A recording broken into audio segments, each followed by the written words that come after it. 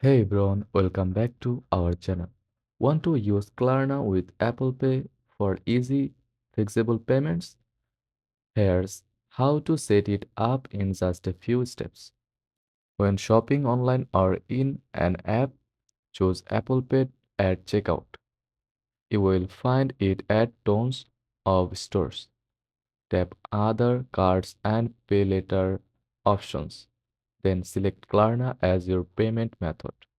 Follow the prompts to set up Klarna and pick a flexible payment plan that works for you.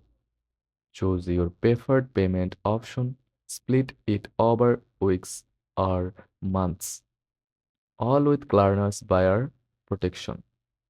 Double click to confirm with Face ID, Touch ID, or your passcode.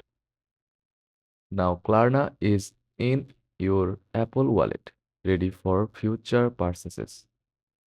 And that's it. Now you can shop smarter with Klarna and Apple Pay.